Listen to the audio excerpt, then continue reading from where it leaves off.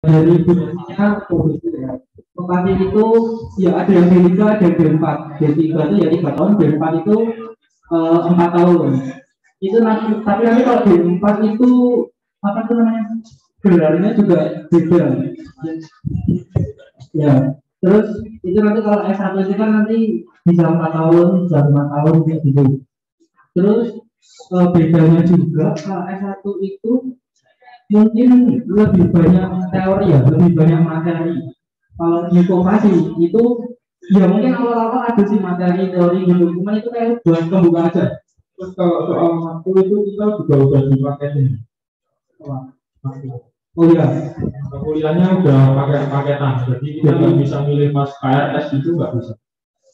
jadi itu nanti kuliah pun nanti kayak kita milih mata kuliah sendiri gitu. Nah kalau vokasi, kalau D3 itu nanti sudah dipilih sama dosennya, jadi kita nggak bisa milih, tapi itu lebih enak sih. Terus ya yang terpenting tuh itu tadi, apa di D3 itu banyak, di vokasi itu banyak prakteknya. Cuman kalau pandangan orang sekarang tuh kebanyakan vokasi itu lebih padat daripada S1 karena cuma 3 tahun itu enggak ya, saya enggak ngerasain itu, tapi enggak tahu kalau cuma 3 saja. Yang saya rasain kuliahnya itu seperti itu. Ada lagi?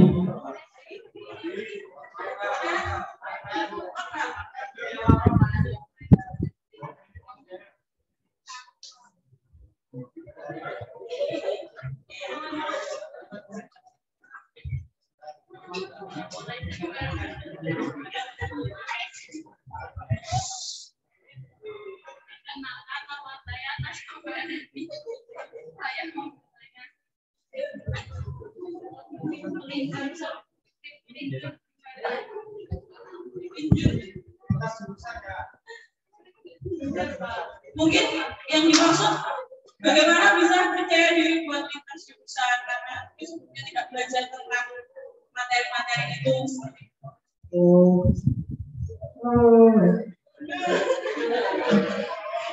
Maksudnya kayak misal di IC masuknya IPS terus mau masuk ke dokteran kayak gitu atau gimana?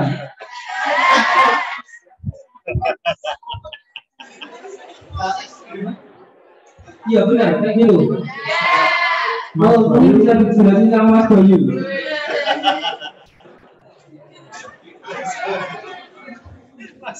Saya dari IPS masuk ke dokteran.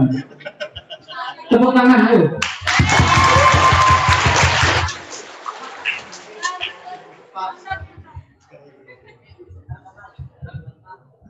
Sebenarnya saya nggak linjur ya, soalnya saya masuknya kesehatan bukan di bukan di kampus negeri, jadi itu mau IPA IPS itu bisa kalau di kampus saya. Jadi asal kalian belajar terus kalian berusaha, motivasi dari orang tua, motivasi dari diri sendiri, niat kalian sendiri, mungkin kalian bisa linjur ya. Mungkin dari IPS bisa jadi kedokteran, IPS ya jadi peternakan atau perhutanan, itu dari IPS bisa, asal kalian ada niat dan kepengennya. Sekian dari saya. Ada yang tanya Mas Bayu lagi? Mumpung ada orang kedokteran. Ada yang mau nanya lagi? Nomor telepon nggak atau apa?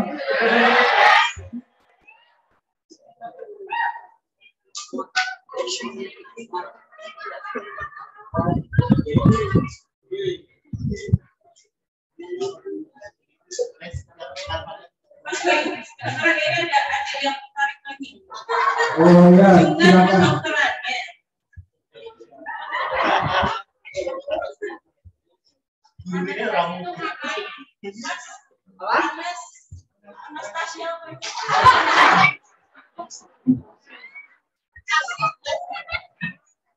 Gimana? Anastasia Kosasi. Apa? Anestesi. ngapain gitu. Jadi sebenarnya anestesi itu jurusan paling gampang, tapi kerjanya agak berat. Tujuannya anestesi itu menidurkan orang, setelah itu membangunkan orang. Jadi kayak tukang bius, ibaratnya kayak tukang bius. Jadi anestesi itu sebelum operasi, pasca operasi, kita itu harus menidurkan orang itu dalam waktu berapa jam sesuai dengan operasinya. Kayak operasi sesar, terus operasi patah tulang, operasi yang lainnya, itu nanti ada jam-jamnya sendiri. Nah setelah itu kita cuma menidurkan orang itu. Setelah operasi selesai, kita harus bisa membangunkan orang itu. Cuma gitu tok. Gampang sebenarnya. Dan peluang kerjanya buat kalian itu gede banget anestesi. Peluangnya juga banyak. Oh, ada yang bertanya lagi nggak? Oh iya. Silakan. Anestesi, anestesi. Anestesi artinya.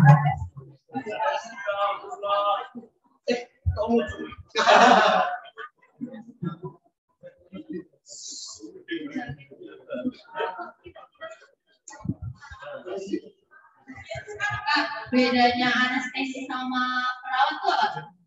Nah, kalau perawat itu kan sebenarnya anestesi itu waktu sekolah kita disebutnya perawat anestesi. Cuma nanti kalau sudah lulus disebutnya itu penata anestesi. Kalau perawat biasa kita itu cuma jaga di bangsal. Tahu kan bangsal yang ada di rumah sakit? Nah, kita cuma jaga di bangsal, terus habis itu ngecek kalau ada keluhan-keluhan. Terus ya kita cuma kayak jadi perawat biasa yang di rumah sakit yang muter-muter. Cuma kalau anestesi kita nggak kayak gitu. Nanti kerjanya langsung di ruang opa atau ruang bedah. Kita cuma di dalam situ tok. Cuma ngawasin orang yang mau dioperasi tok. Gitu aja. Ada lagi yang mau tanya apa sih? Oh iya. Oh iya. Ini kita yang jadi dokter semua.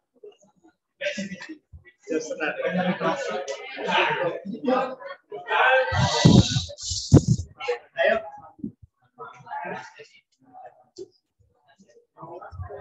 Iya. Gimana? Iya.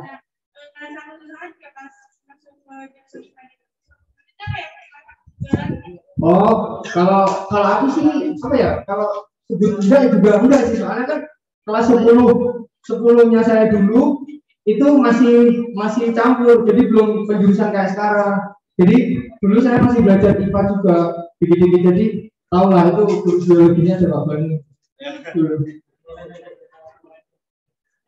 Ada lagi?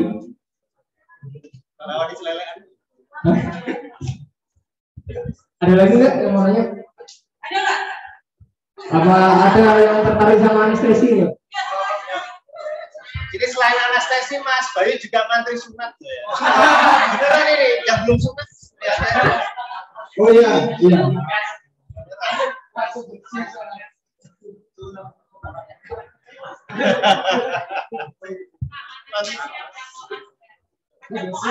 Kok asik tuh?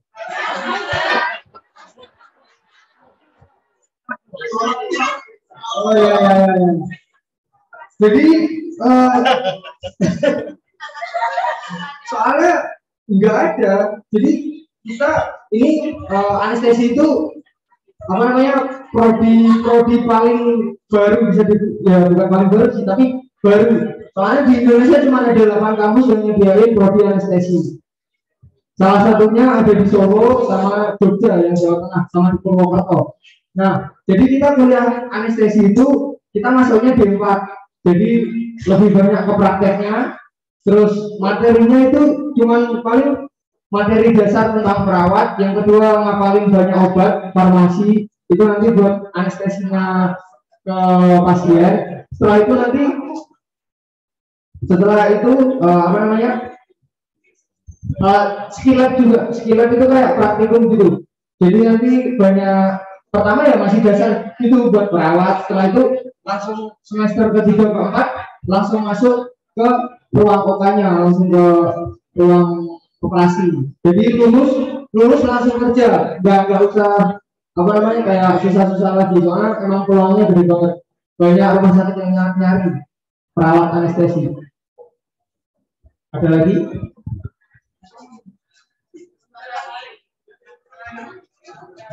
Yang jawab silakan. Yang Putri, silakan. Ini loh banyak nih mumpung ada kata-kata semuanya. Ternyata banyak sekali ya. Jadi jurusan itu tidak membatasi. Teman-teman nanti kuliah di bidang apapun. Kemarin itu seperti Kak Danu, itu juga masuk dari PS masuk ke teknik informatika. Itu bisa. Ya, bahkan kalau PTN pun masih bisa, kecuali PS teknik kedokteran kalau yang PTN. Ya, tapi kalau PTS sampai semuanya bisa. Nah ini cerita ini seperti anestesi ini seperti mantri bedah. Ini mantri bedah dan menemani dokter bedah bisa. Ya yang putra nih, ya, silakan yang putra ada.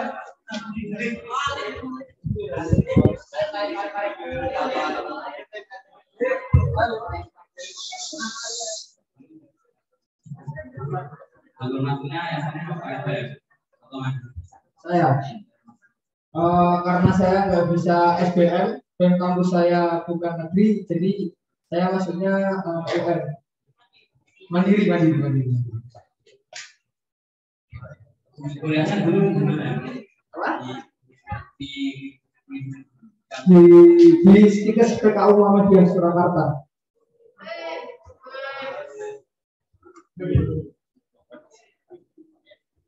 Ada lagi nggak?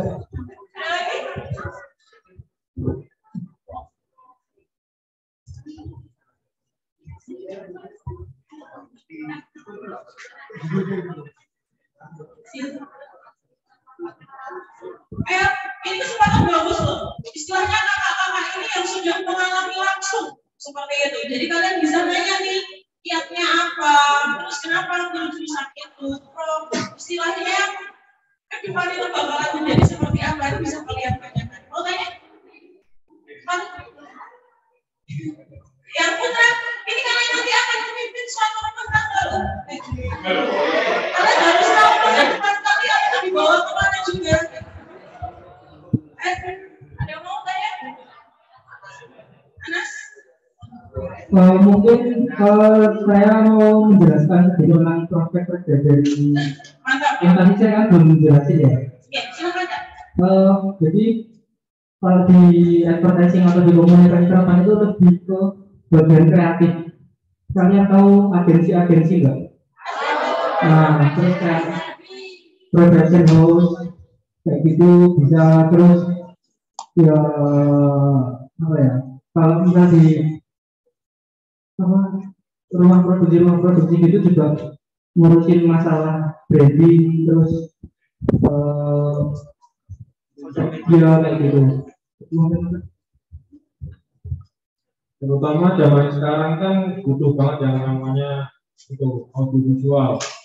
Sudah maju kan kalau sudah Instagram, TikTok itu kan sudah bisa buat media promosi.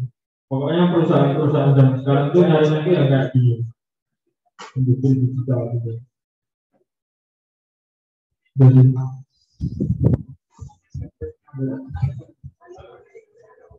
yang mau ditanyakan, tanggapi apa mungkin? Ada lagi mungkin yang mau ditanyakan, Pak? Nanti daripada belanja, mumpung ada kesempatan. Atau kalau tidak, mungkin kakak-kakak cantik di depan ada yang ingin dibagikan story-nya. Oke. Oke, bisa ditutup dulu. Ini ada rekan saya dari Fakultas Kedokteran, ini kedokteran beneran ya yang ini.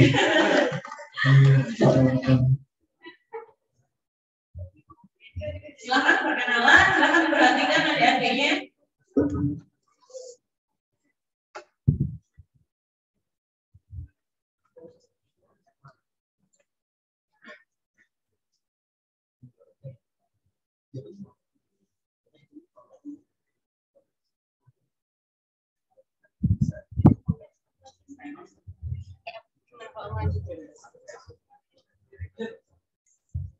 Oke, assalamualaikum warahmatullahi wabarakatuh, teman-teman.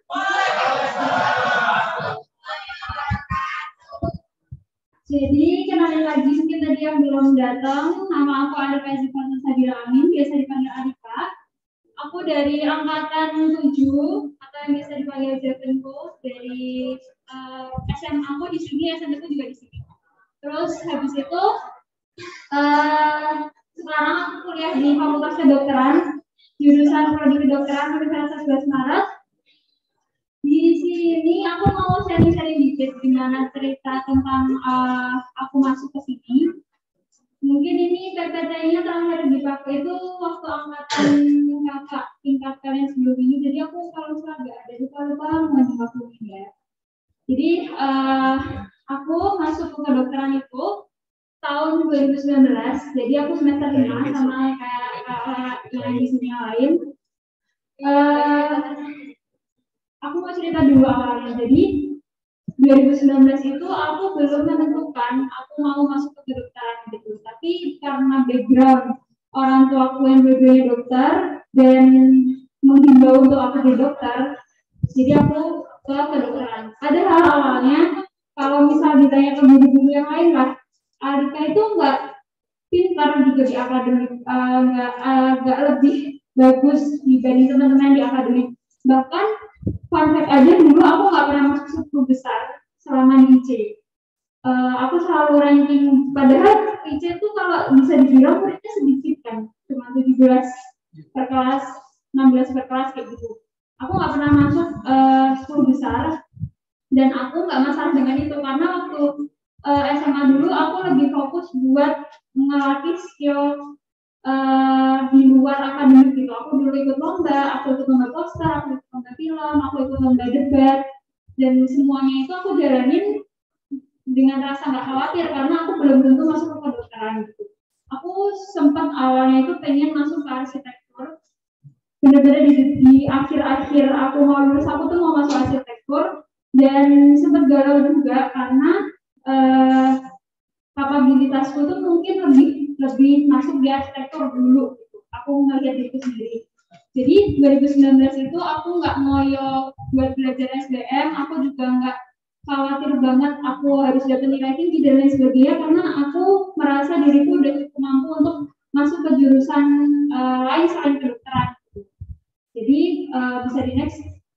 Nah, kenapa sih aku akhirnya memutuskan buat jadi di kedokteran karena udah mentok banget. Orang tua aku juga sudah membebaskan sebenarnya waktu itu. Kamu kalau misalnya mau masuk kedokteran silakan, kalau enggak ya udah gitu kamu yang jalanin.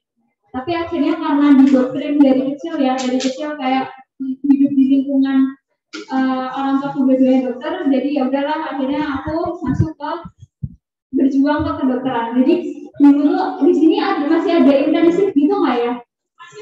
Masih ya. Nah dulu tuh aku nggak pernah masuk intensif teman-teman. Aku selalu bolos. Aku selalu alasan aku ada rumahku tuh jauh, jadi aku nggak bisa datang pagi. Dan kayak gitu itu berlangsung terus selama 1 tahun intensif itu. Dan akhirnya waktu 2 minggu sebelum UN, aku memutuskan bahwa aku nggak bisa kayak gini, aku harus belajar. Dan 2 minggu sebelum UN itu aku belajar, benar-benar belajar. Tapi yang efektif mungkin kalian kalau bisa mau tahu cara belajar kayak gimana bisa PC aku ya nanti aku kasih tips-tips gimana cara belajar. Nah 2 minggu itu aku belajar UN sampai akhirnya aku UN karena kan nggak menentukan jurusan kan waktu itu, tapi aku justru menentukan cara belajar di situ dan berhasil dapat nilai UN tertinggi sama angkatan waktu itu.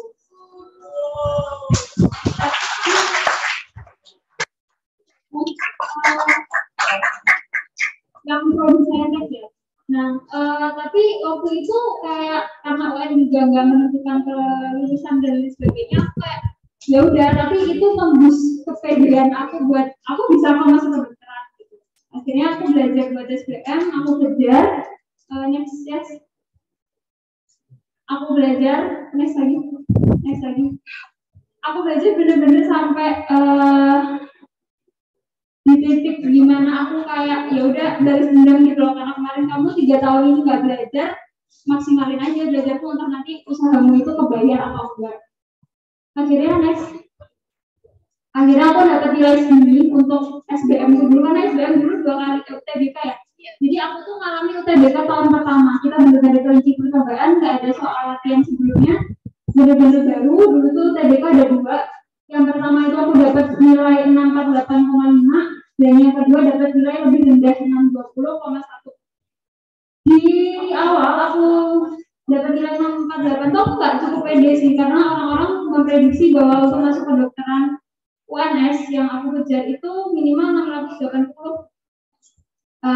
Waktu itu aku nggak cukup pede, tapi aku ikut kayak rasionalisasi yang di sosmed itu loh. Akhirnya aku masukin nilai itu dan katanya bisa banget kalau masuk kedokteran UNS 648 gitu. Tapi itu masih aku belum ngelaksanain ujian kedua. Setelah itu aku ngelaksanain ujian kedua, dan waktu buka nilainya kayak banyak yang turun, bahkan matematika aku cuma dapat 177 gitu, karena aku emang gak ngejar matematika. Jadi sistem belajarku dulu cuma belajar pelajaran-pelajaran yang aku rasa aku bisa gitu. Jadi dari kedokteran kan paling yang dilihat kimia sama biologi, dan itu aku lemah banget di kimia. Ya aku lumayan kayak gimana aku nggak suka kimia, tapi kimianya dilihat gitu kalau kedokteran. Tapi ya udah akhirnya dijalanin aja.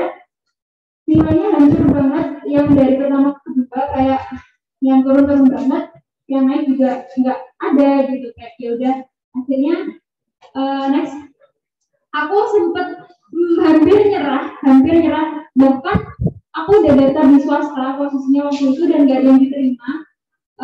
Negeri juga nggak ada harapan, dan aku sadar diri gitu kalau usahaku itu nggak sekeras anak-anak lain, karena aku baru belajar benar-benar di akhir kelas 12 gitu. Next, akhirnya waktu pengumuman SBM, aku selalu ketika mendaftar ke PTN itu isi cuma 1, jadi pilihan pertama aja, dan itu selalu kedokteran.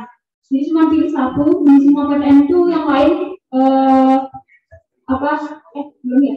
Pokoknya setiap ujian mandiri itu aku tuh belum nggak diterima, dan waktu SBM itu pas buka kayak gini, aku ingat banget itu sore-sore di UNS aku bukanya. Agak kecewa sih, soalnya warnanya hijau gitu kan, kayak terima enggak, ternyata dari usaha. Tapi ya udah, akhirnya harapannya tuh benar-benar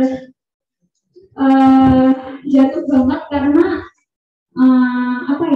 aku tetap ngerasa pede dan lebih bisa aja dari teman yang lain, karena aku nggak keterima gitu. Next, akhirnya kalau di akumulasi ya, aku ditolak di 4 kali di 2 uni swasta. Mana ya, aku lupa. Kayaknya 3 kali di UMS, 1 kali di UMG. Itu kedokteran pilihan, 1 pilihan kok kedokteran semua, dan itu ditolak. Dan 3 kali di 3 universitas, UG, UNS sama UNI, itu aku ditolak semua. Bahkan UNI pilihan kedua aku arsitektur juga nggak diterima. Terus next. Nah, akhirnya aku ikut mandiri. Dan waktu itu posisinya memang mandirinya itu ada tes tertulis di tahun itu, ada mandiri tes tertulis sama nilai UTBK itu juga dimasukin. Jadi ada banyak komponen gitu. Nah, waktu itu aku nyantumin sertifikat yang aku cantumin itu juara 1 dekret sama juara 1 film kalau nggak salah. Pokoknya nggak ada yang akademis gitu. Padahal kalau misal sertifikat yang dipertimbangkan untuk masuk kedokteran itu OSN sama HEPIS, sertifikat hafalan itu dipertimbangkan gitu. Tapi kalau misal bukan, itu hampir nggak mungkin dihitung. Akhirnya aku tetap beraniin buat daftar karena nilainya itu udah lumayan mepet buat diterima, karena ternyata setelah aku masuk pun aku dari teman-temanku pada keterima dengan nilai 680 ke atas. Jadi aku udah lumayan pede waktu itu, akhirnya alhamdulillah lolos mandiri tahun itu, karena aku udah prepare banget buat di sini kalau misalnya nggak terima aku bakal bimbel ini di sini dan 1 tahun ke depan aku bakal ngapain, karena aku sadar diri mungkin usahaku itu nggak sekeras teman-teman lain gitu, makanya Allah belum ngelolosin aku. Terus saya setelah diterima next.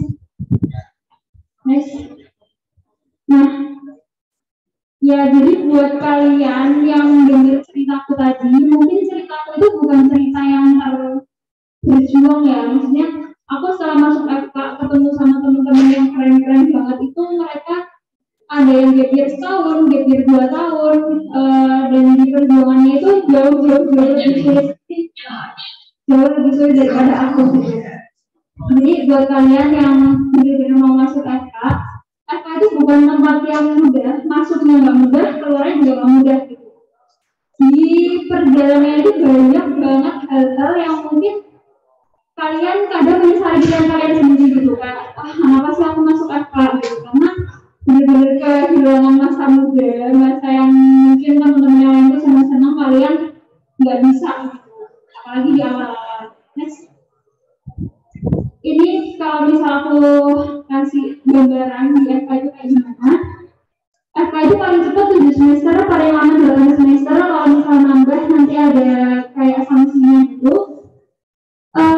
Setiap 1 semester itu ada 3 kali ujian blok, karena kita sistemnya bukan UTS UAS, kita sistemnya blok penyakit. Jadi misal blok 1 itu blok paru, blok 2 blok jantung, blok 3 blok pencernaan kayak gitu.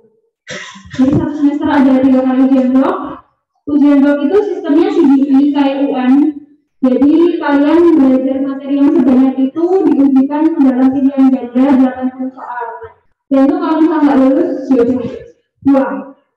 Terus habis itu kuliahnya kita itu SKS kan sistemnya. Jadi kita nggak milih.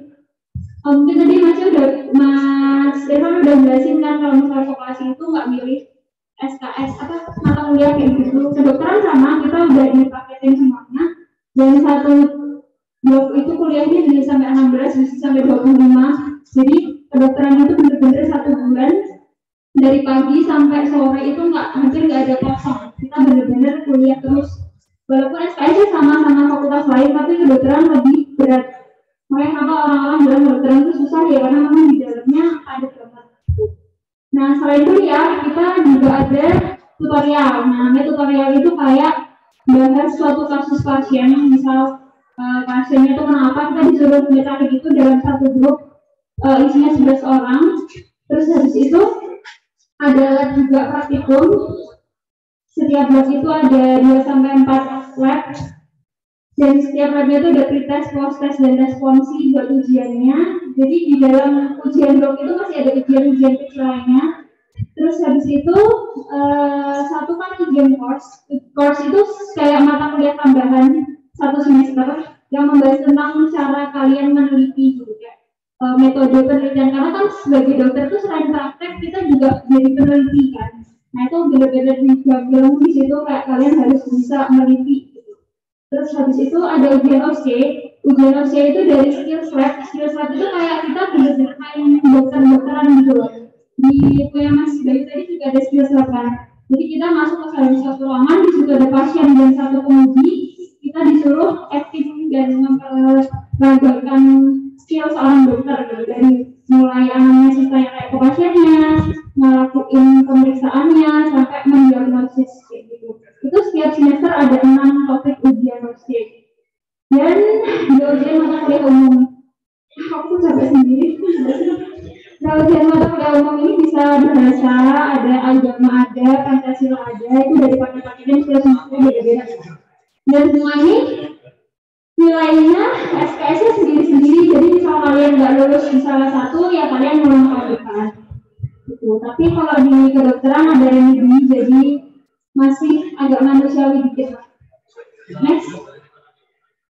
Nah, setelah semua nama lengkap Warmalika udah lulus, jawabannya belum. Kita masih ada skripsi, itu masih ada. Dan yang berbeda dari jurusan lain dan gaungnya skripsi kedokteran itu, skripsi dimulai dari semester 5.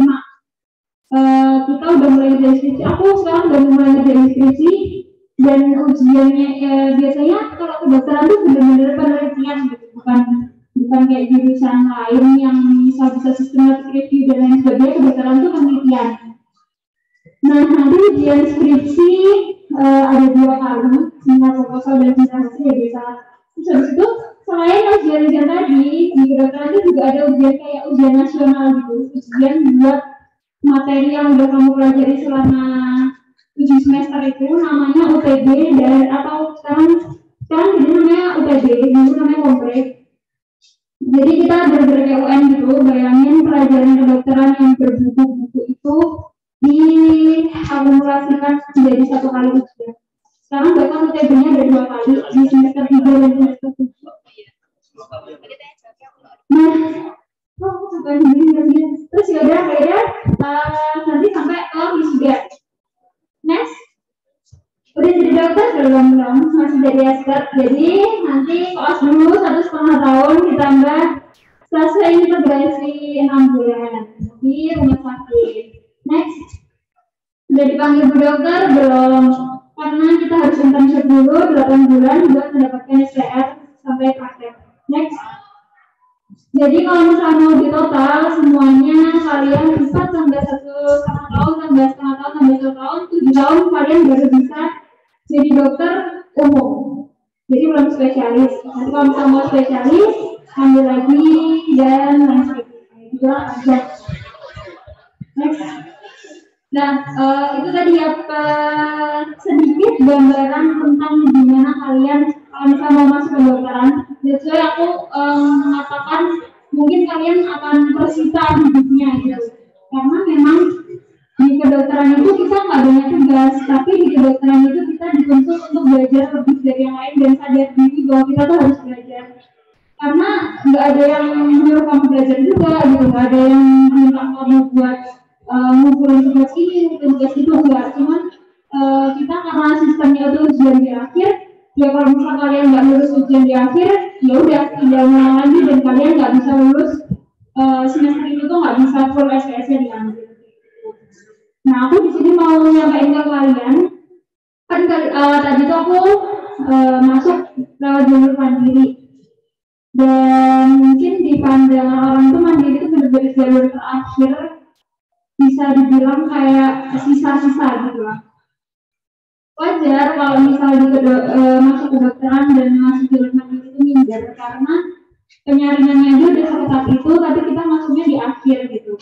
Tapi menurutku itu kalau misalnya kalian mau masuk di jurusan apapun ya, nggak cuma kedokteran, jalur mandiri itu nggak menentukan prestasi kalian ketika kalian udah di dalam gitu. Justru kalian bisa jadikan itu tuh booster buat aku bisa kok lebih baik daripada teman-teman yang lain gitu.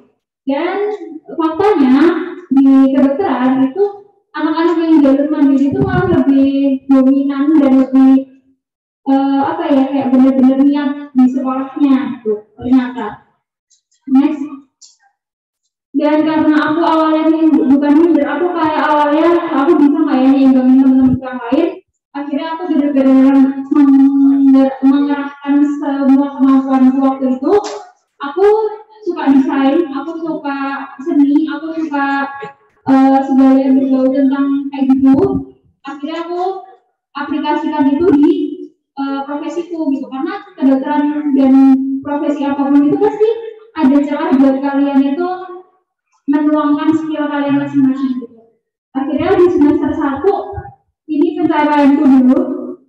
Di semester 1 aku jadi perwakilan UNS ke Atma Jaya, Kampus Kedokteran Atma Jaya di Jakarta sama 6 temanku, dan presentasi ini kalau nggak salah ini perwakilan dari angkatanku pertama yang keluar, misalnya keluar FK. Itu tahun pertama. Terus habis itu aku juga menjadi finalis di 3 atau 4 lomba poster kesehatan waktu itu. Ini waktu pandemi, finalnya bentuknya kayak bikin video gitu. Terus next, terus habis itu karena aku jadi di kedokteran itu sistemnya kan ada laboratoriumnya tuh ada 6 atau 7 aku lupa. Ada fisiologi, anatomi, histologi, patologi anatomi, parasit dan lain sebagainya. Dan itu setiap lab punya asisten lab, jadi kita diminta dosen buat ngajarin adik-adik gitu lah, gampangnya.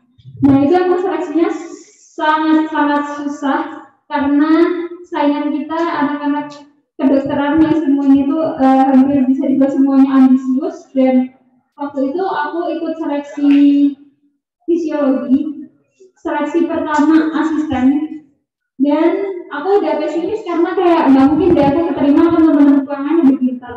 Akhirnya aku coba dan aku jalanin semuanya, akhirnya aku masuk di antara 10 jadi 1 dari 10 asisten fisiologi waktu itu.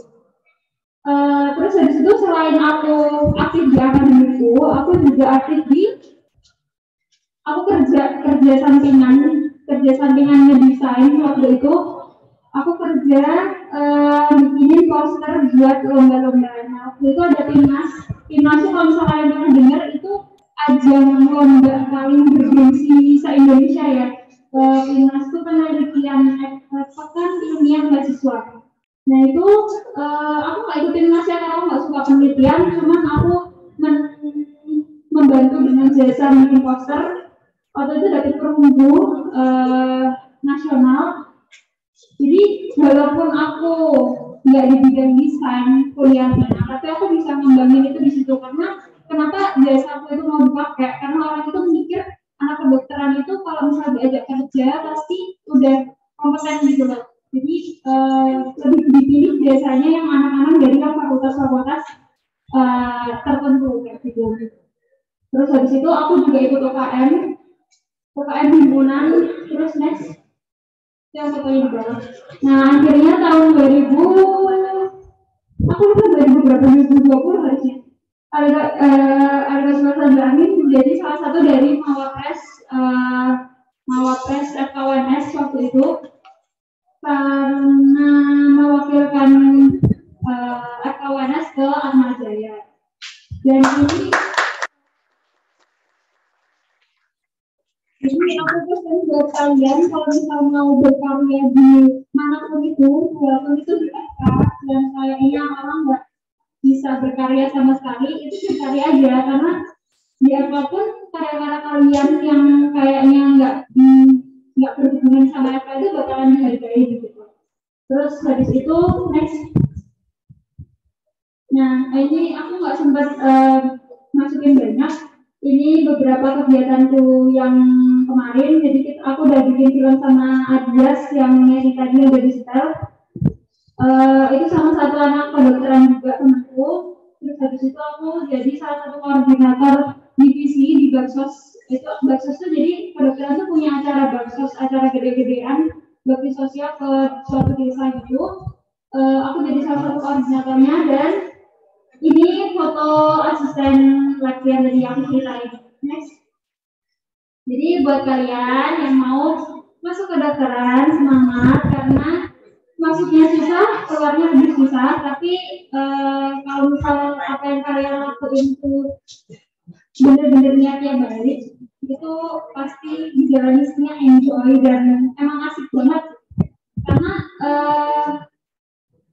Karena kayak bener-bener hidup kalian terasa arti gitu loh. Kayak kalian ngelakuin sesuatu tuh bener-bener ada manfaatnya nantinya buat orang sekitar, buat diri kita sendiri maupun buat negara ini. Karena kalau misalnya kita lihat kebutuhan dokter di Indonesia itu masih sangat-sangat banyak dan kalian pasti dapat tempat. Jadi next. Udah habis. Ya udah habis, udah itu aja. Sebelumnya ada yang mau ditanyain tentang cara masuk atau saya jawabnya habis ini ya, habis Adias atau gimana? Ya, Bapak dilanjutkan sama Oke. Sebelumnya assalamualaikum warahmatullahi wabarakatuh. Selamat siang semuanya. Ini kelas berapa aja yang di sini? Tadi nggak ada yang kelas 12 ya? Oh, oke.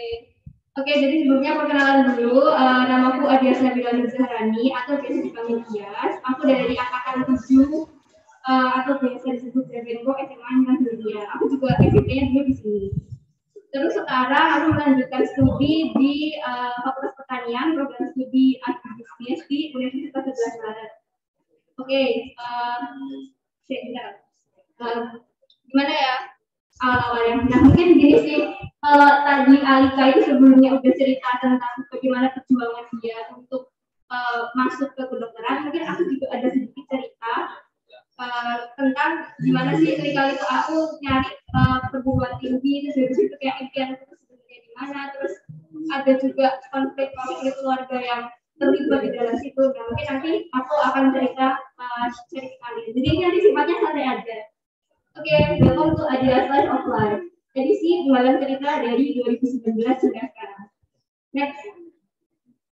Oke, nah sekarang pada saat itu pada tahun 2019 saya sudah masuk ke kelas 2 SMA, di mana kelas 2 SMA itu kita harus rajin belajar untuk bisa mendapatkan perguruan tinggi impian. Ya nggak betul kan teman-teman?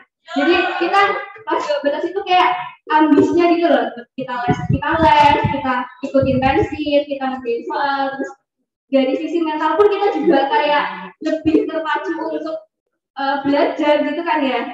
Nah, tapi yang terjadi adalah keadaan finansial keluargaku pada saat itu sedang menurun drastis. Nah, selain itu pun juga sebenarnya kita sudah di sini karena sudah berdamai dengan diriku sendiri. Jadi selain finansial keluargaku menurun drastis, pada saat kelas 12 itu kedua orang tua aku juga bercerai. Jadi ada banyak faktor-faktor lain yang akhirnya menghambat diriku untuk bisa fokus di kelas 12. Next. Nah, akhirnya karena ada itu tadi keadaan finansial menurun sampai menurunnya tuh yang drastis gitu loh teman-teman, karena kebetulan mama saya waktu itu kena pensiun dini. Jadi mobil pun juga mau nggak mau kita harus jual mobil, mau nggak mau kita harus pindah ke rumah yang kecil-kecil, terus mau nggak mau kemana-mana naik motor kayak gitu. Jadi untuk seorang aku yang masih kelas 12 kan jiwanya kan kayak tiba-tiba langsung turun lifestyle-nya kan, itu kegoncan banget ya kalian pasti. Nah, ditambah sama juga orang tua cerai, akhirnya aku sekarang sama mama itu sampai sekarang. Jadi pada saat itu saya sempat down, nggak bisa belajar, dan di sekolah pun juga males-malesan, hingga akhirnya saya mikir kapan kalau kamu mau kayak gini terus, kasihan mamamu, karena waktu itu satu-satunya yang jadi motivasi saya adalah mama saya nggak mau ngecewain mama gitu. Mama udah banyak berjuang, terus kalau misalnya aku nggak bisa jadi anak yang sukses, nanti kasih mamaku, apalagi ditambah aku anak tunggal teman-teman, jadi kayak aku satu-satunya harapannya mama gitu loh. Terus lanjut, akhirnya aku memutuskan untuk bangkit dan memutuskan mau masuk ke STAN. Teman-teman tahu STAN kan ya semuanya di sini? Oh enggak, ada yang nggak tahu. STAN itu sekolah tinggi akuntansi negara. Itu kayak perguruan tinggi yang punyanya pemerintah. Nah, jadi kalau kalian masuk ke situ, kalian itu gratis, nggak perlu bayar. Bahkan pada saat lulus pun udah langsung penempatan kerja gitu loh, beda dengan kuliah yang pada biasanya.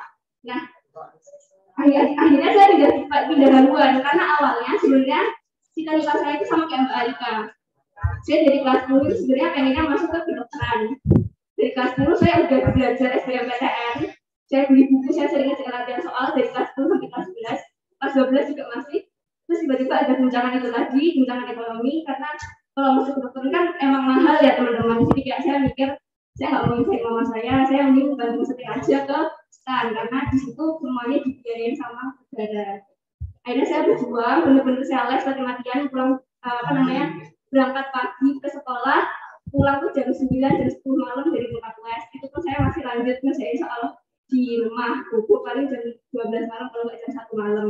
Itu benar-benar saya ngabis banget gitu di STAN, karena emang itu satu-satunya harapan saya kalau misalnya bikin mama senang gitu, kayak saya sinus anak gitu. Lanjut. Nah, tapi ternyata takdir berkata lain. STAN mungkin belum rezeki saya dari Allah. Jadi STAN itu kan ada banyak step-stepnya. Jadi kayak langkah pertama kamu tuh ujian yang biasa dulu, habis itu ada ujian fisik, habis itu ada wawancara juga. Nah itu saya udah gugur di ujian yang pertama kali. Jadi nilai saya nggak memenuhi. Terus agak dramatis sih waktu itu teman-teman. Jadi kan itu tesnya kan di Jogja, terus kan saya naik kereta, terus sambil nunggu kereta tuh kayak termenung gitu, kayak mau lanjut kemana kalau kayak gini, karena mandiri pun kan butuh uang, sedangkan kondisi ekonomi keluarga pun juga lagi nggak banyak uang. Kalau misalnya mandiri tuh nggak ada uang gitu loh malah untuk membiayainya. Akhirnya aku sempat bingung apakah aku harus gap year atau gimana. Terus next. Nah akhirnya satu-satunya harapan saya itu adalah SBMPTN. SBMPTN yang saya kerjain sebisa saya cuma belajar hamil seminggu. Jadi hamil seminggu SBMPTN saya benar-benar baru buka buku SBMPTN karena saya dulu selambis itu sama sekali. Dan alhamdulillahnya memang ini mungkin jalannya Allah. Next. Akhirnya saya diterima di agribisnis UNS. Akhirnya dapat sekolah gitu. Itu waktu buka pengumuman SBMPTN saya beda sekali ya. Kalau ada mungkin nanti bisa ditunjukin. Kalau saya nggak ada, nah saya terima di agribisnis UNS itu pilihan pertama saya di lewat jalur SBMPTN atau UTBK. Nah itu posisinya waktu buka tuh habis sholat asar, saya masih ingat banget. Terus saya langsung telepon mama saya nangis gitu kayak masih diterima di agribisnis. Bayangin teman nangis. Iya, itu. Namun yang terjadi pada saat sudah di agribisnis adalah saya merasa salah jurusan pada saat awal semester. Itu teman-teman kan ini mungkin nanti sebagai itu juga ya kayak intermezzo ya teman-teman, kalau misalnya kan jalannya juga ada yang tahu ya, mungkin ada yang harus berjuang dulu kemudian bisa meraih apa yang diinginkan seperti Mbak Aika, ada juga yang lempeng-lempeng aja, ada juga yang naik turun kayak saya. Nah pada saat itu di semester pertama agribisnis kan itu prodinya agribisnis, fokusnya masih fokus pertanian ya teman-teman. Nah itu banyak banget orang yang meremehin saya kayak, halo apa sih cuma masuk pertanian loh, pertanian ngapain kamu cuma nandur paling cuma harus jadi petani kayak gitu, kayak benar-benar diremehin gitu loh teman-teman. Nah jadi dengan omongan-omongan orang itu saya akhirnya merasa kayak iya aku di agribisnis kayak aku merasa malu gitu, aku merasa salah jurusan di agribisnis karena aku jadi petani kayak gitu. Awalnya tuh kayak gitu teman-teman. Terus next. Terus akhirnya saya selama 1 semester itu sempat nilainya itu kurang maksimal IP-nya. Kurang maksimal IP-nya menurut saya. Nah, akhirnya dalam 1 semester saya mengambil hikmah di dalam kejadian saya sendiri. Itu ada 3 hikmah. Yang pertama, salah jurusan itu bukan berarti salah masa depan teman-teman. Kita tidak pernah tahu apa rencana Allah di baliknya. Yang kedua, jurusan kuliah itu tidak membatasi kemampuan kita. Jadi walaupun saya kuliah di agribisnis di Fakultas Pertanian, saya masih bisa mengembangkan hobi film saya. Kalau yang teman-teman ada yang ngikutin dari awal ya, karena saya juga isi workshop film. Nah jadi saya masih bisa mengembangkan bakat videografi saya di kuliah gitu. Jadi saya kemarin itu habis dapat uang 600.000 lumayan itu dari fakultas karena udah menang 2 lomba nasional. Terus selain itu saya juga sering ngejob gitu kayak ada job suruh bikin ini sama dosen bikin saya bikin video profil. Nah itu kan itu juga alhamdulillah saya dapat kerjaan di situ karena kan di pertanian yang punya skill videografi jarang. Nah karena ada saya, akhirnya di situ saya sering dipanggil untuk bekerja di antara dosen dan juga dekan-dekan. Terus yang terakhir adalah bukan hanya ijazah yang dihargai, namun juga proses belajar teman-teman selama kuliah itu atau selama SMA itu gimana. Gitu. Terus next. Terus sekarang ini bisa dilihat ya teman-teman. Ini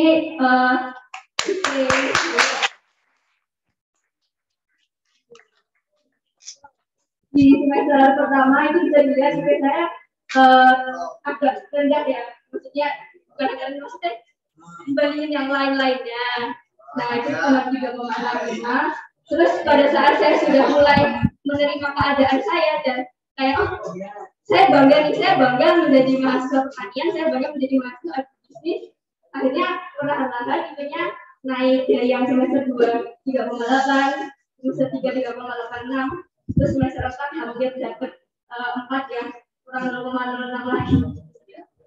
Semester 5 ya, doain semoga semester 5 bisa dapat IPK 4 ya.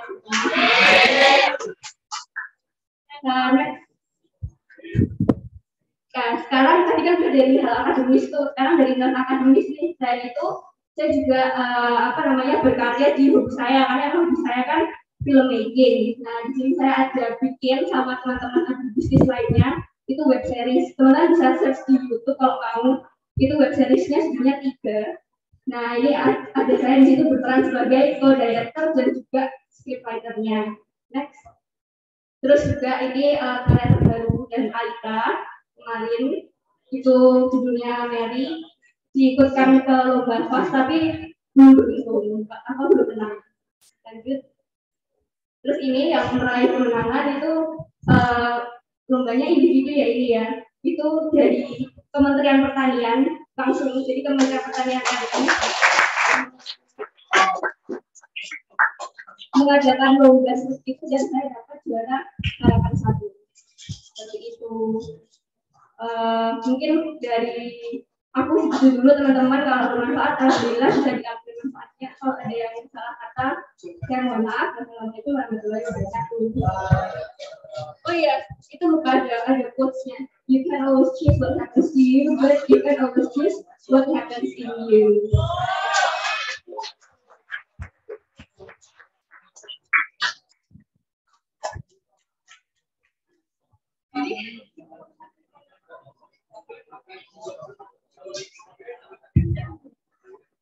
Gitu ya teman-teman, tadi sekian cerita dari aku dan Adias. Mungkin dari teman-teman ada yang mau ditanyain tentang cara belajar, tentang cara menjalani selama kuliah kayak gimana, di SMA dulu kayak gimana.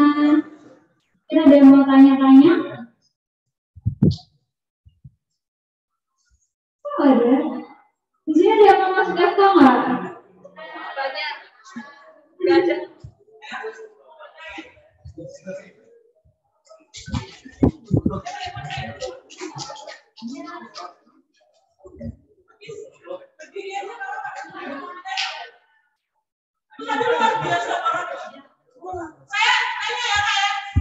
Oh iya.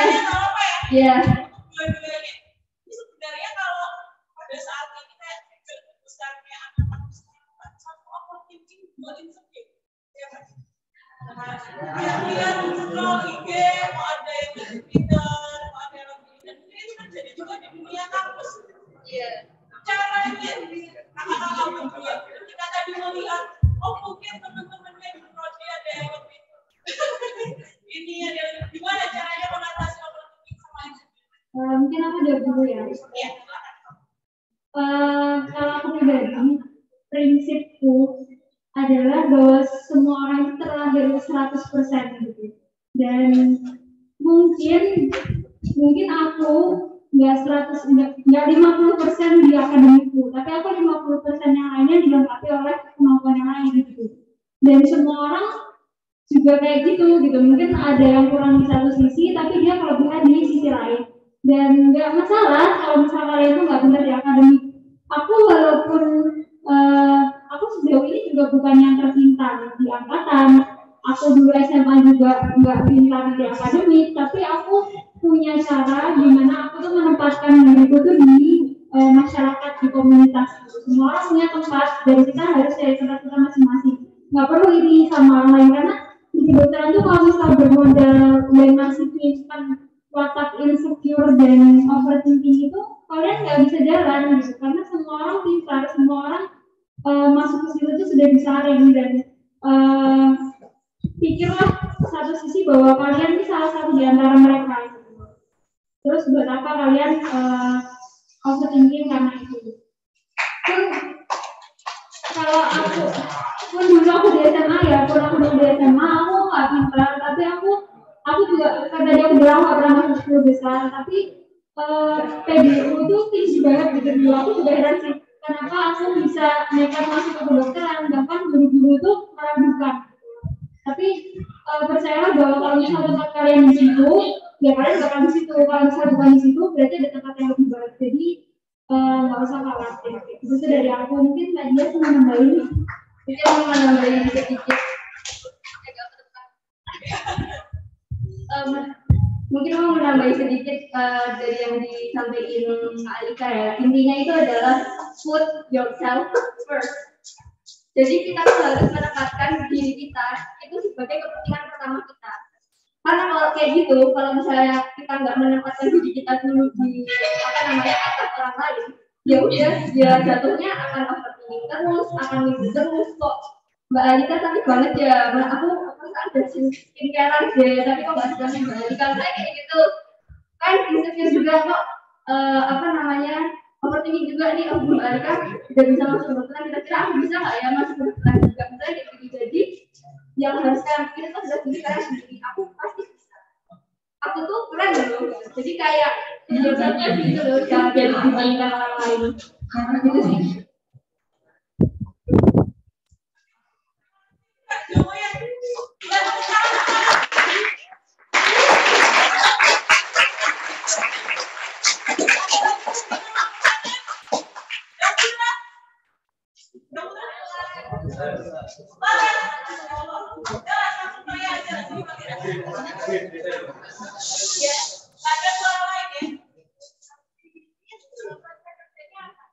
Oh iya. Wah, berarti tertarik Mas agribisnis ya. Seperti namanya ya, agri itu kan pertanian, bisnis itu ya bisnis. Jadi agribisnis di situ kita belajar tentang bisnis di bidang pertanian dari hulu ke hilirnya. Jadi sebenarnya prospek kerjanya agribisnis itu luas banget. Kayak misalnya kalian tahu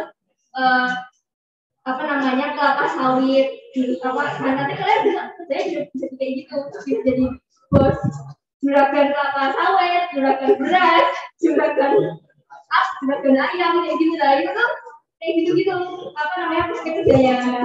Selain itu kita juga bisa di bank. Nah, di bank manapun itu agribisnis itu bisa, dan emang sebenarnya dibutuhkan, terutama di bank yang KUR ya, kredit usaha rakyat, karena kan banyak rakyat Indonesia yang di bank KUR kan pertanian kan. Nah, jadi emang dibutuhkan lulusan agribisnis di bank itu untuk menangani kayak dananya yang dari pertanian itu. Ada lagi? Oh, ada.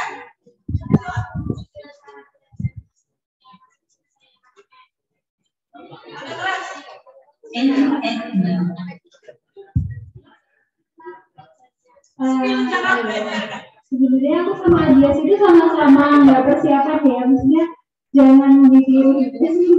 Jadi buat aku dulu mungkin aku karena aku orangnya itu nggak suka belajar di kelas. Aku nggak betah belajar di kelas, aku nggak betah belajar rame-rame. Aku dulu sering keluar kelas, kayak entah itu buat ngapain aja kabur. Tapi dengan itu aku mengoper dengan belajar sendiri. Jadi dulu dari kelas 10 aku ikut les privat setiap malam. Setiap malam aku les privat di rumah. Terus aku ikut bimbel Zenius, bimbel online. Kalian tahu kan Zenius? Aku dulu langganan Zenius berapa tahun ya? Beberapa tahun aku pakai Zenius terus, walaupun di kelas 10-11 aku udah males, kayak nggak terlalu tertarik gitu karena aku masih fokus lomba. Terus di kelas 12 semester 1-2 itu aku benar-benar setiap hari bikin rangkuman dari materi Zenius. Mungkin walaupun aku kelihatan kayak semalas itu, kayak nggak niat belajar, cuman ketika aku udah belajar sesuatu tuh aku tekun gitu. Jadi setiap malam aku bikin rangkuman setelah les privat itu. Terus habis itu setiap latihan soal di Zenius itu sampai habis, benar-benar ngabisin latihan soal di Zenius itu. Aku bahas satu-satu. Terus habis itu aku sempat les juga, les neutron. Les neutron itu aku pakai buat latihan soalnya aja. Jadi aku masuk kalau misalnya ada latihan soal sama tryout. Terus aku les konten juga, tapi nggak lanjut kelas itu. Ya kurang lebih aku belajar sendiri sih pakai Zenius kalau itu. Yang bikin aku benar-benar bisa belajar sampai nyamanku, aku paling nyaman itu belajar sendiri. Cuman cara belajar orang kan beda-beda ya.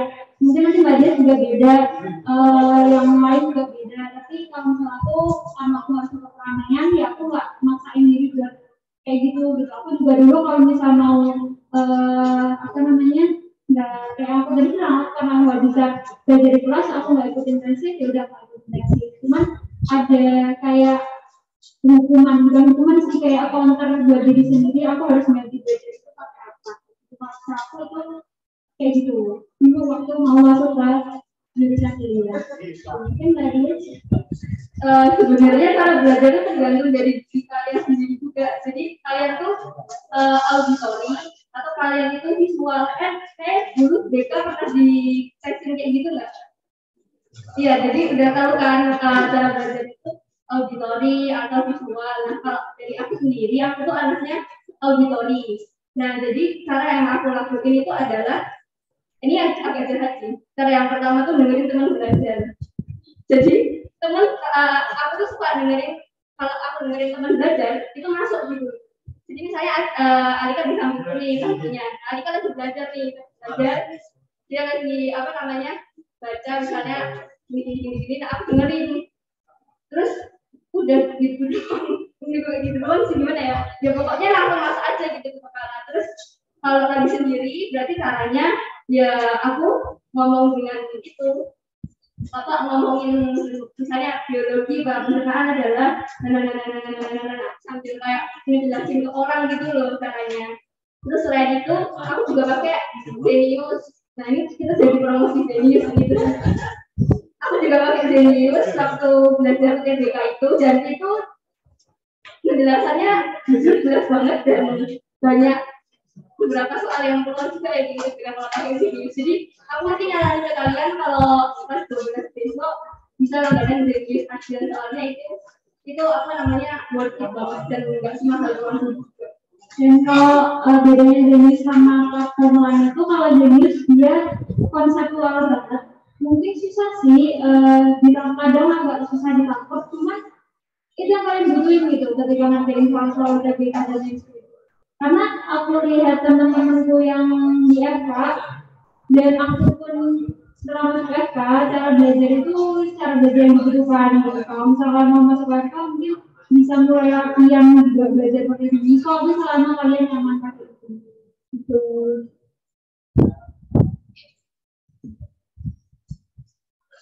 Ada lagi mungkin? Ya, dia mau tanyain kayak tips-tips belajar di apa atau apa? Nggak ada ya? Kalau nggak ada,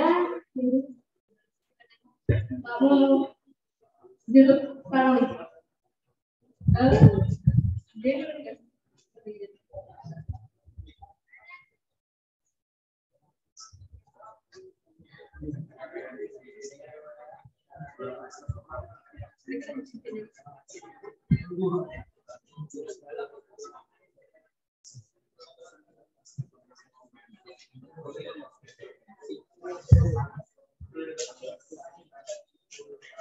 Oh iya Pak.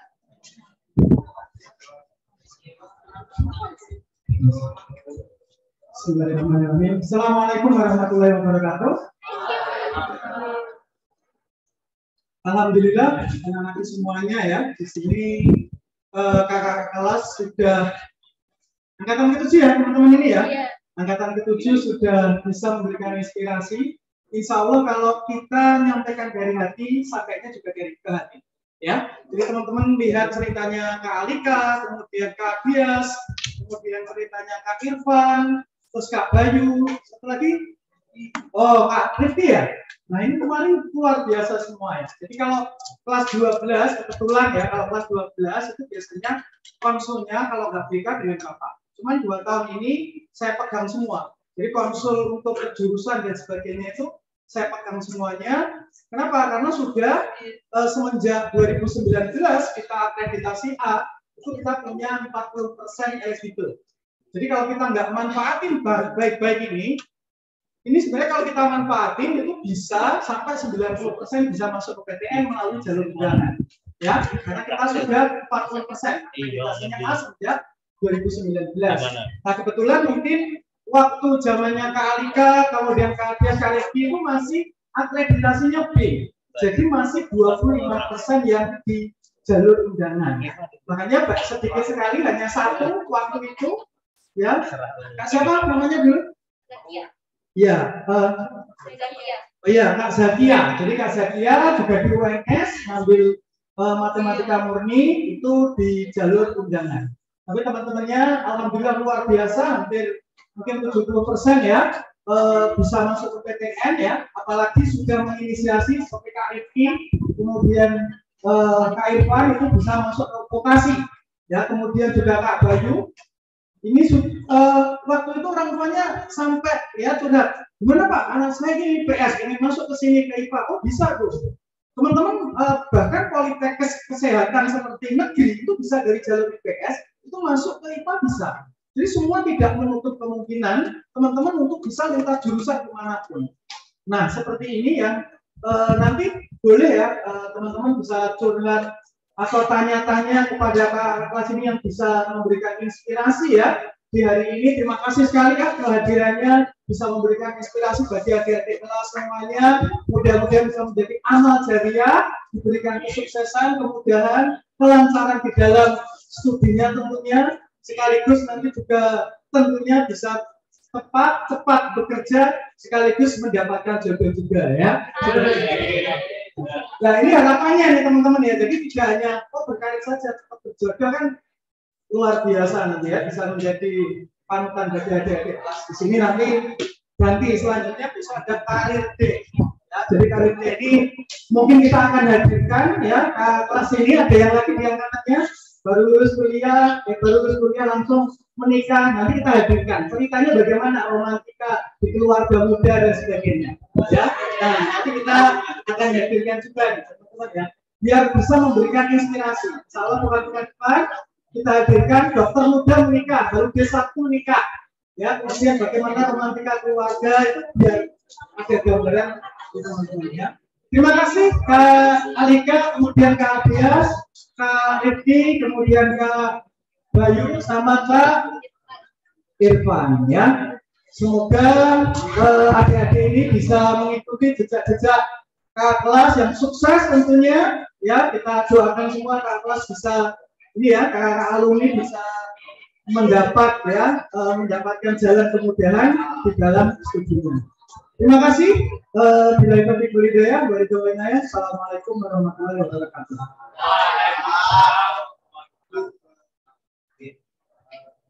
Jangan pulang dulu ya, ini ada sesi foto-foto. Pak Banur, teman-teman yang pengisi putra silakan Mas Riki dan Mas Irfan, Mas Bayu maju ke depan, ada pembagian kenang-kenangan.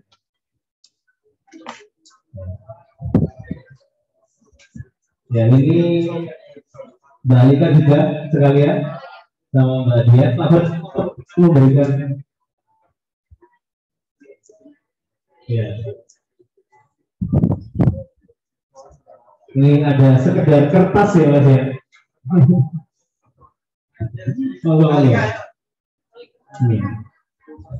Ya, mengisi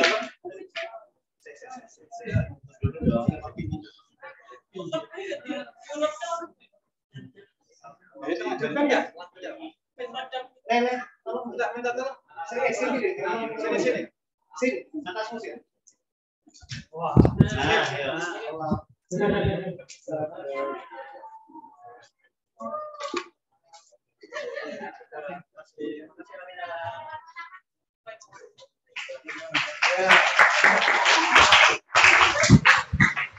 ini nanti kamu ya, mereka ya. Jadi kalian kalau sudah lulus alumni dipanggil ke sini juga.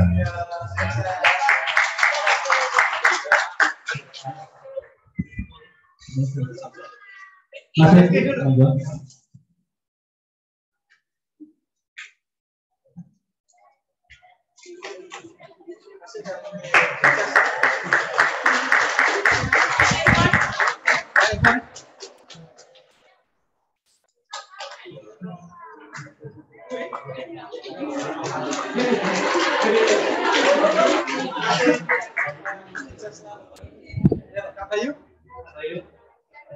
Di sini foto bersama untuk pemateri kita hari ini.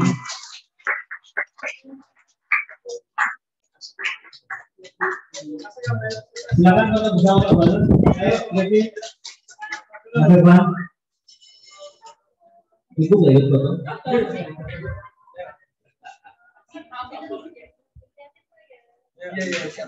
Ya, dilihatin, ya.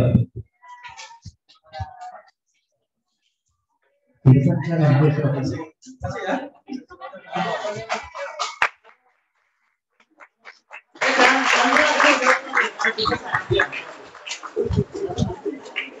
Ini ada bingkisan karena kita ini menyegani pembicaraan sangat segar ya.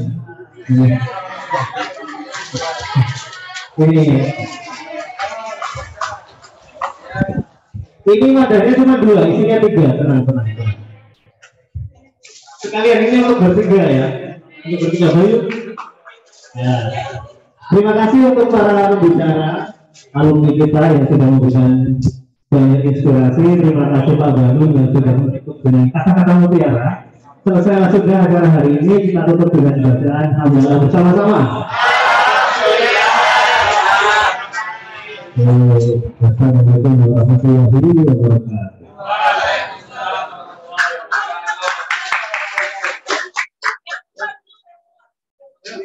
Putra dulu, Putri stand. Ya. Ini